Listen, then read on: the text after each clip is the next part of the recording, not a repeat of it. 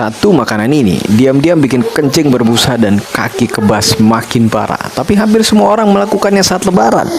Nah Bapak Ibu, kalau Anda mau konsultasi, tekan tanda plus sini, komen mau konsultasi, lalu inbox saya.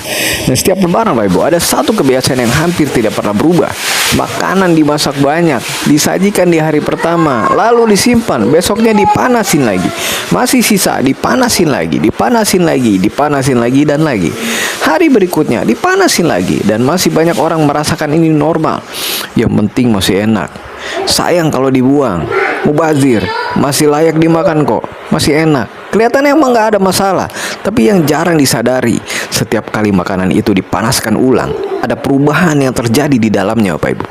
Bukan cuma rasa yang berubah, tapi struktur lemaknya, kandungan nutrisinya, bahkan potensi zat yang terbentuk di dalamnya. Tidak langsung terasa, tidak langsung sakit, tidak langsung membuat Anda tumbang.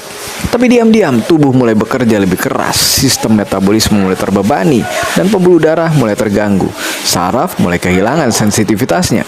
Dan beberapa hari setelah lebaran, mulai muncul keluhan yang sering dianggap sepele.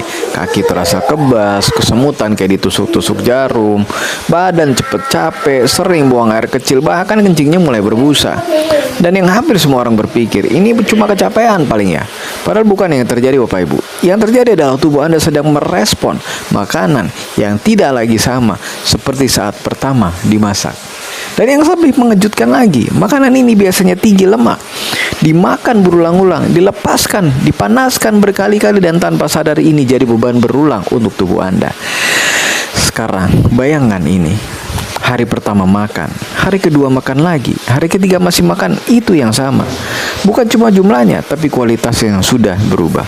Dan tubuh Anda harus memproses lemak yang sudah berubah, mengatasi zat hasil pemanasan ulang, dan menjaga gula darah tetap stabil. Padahal tubuh tuh punya batas. Ketika batas itu terlewati, muncul tanda-tanda yang sering diabaikan, yaitu apa?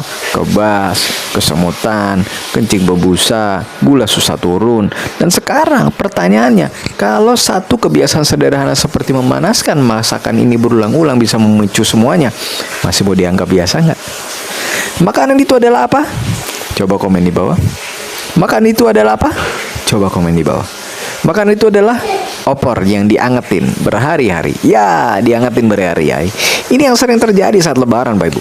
Opor dimasak banyak, dipanasin sedikit demi sedikit, dan dipanasin berulang kali. Dan justru disitulah masalahnya. Yang pertama, santan yang dipanasin berulang, lemaknya berubah Bapak Ibu. Opor akan mengandung santan tinggi lemak. Saat dipanaskan berulang-ulang, lemak bisa mengalami oksidasi, terbentuk senyawa yang memicu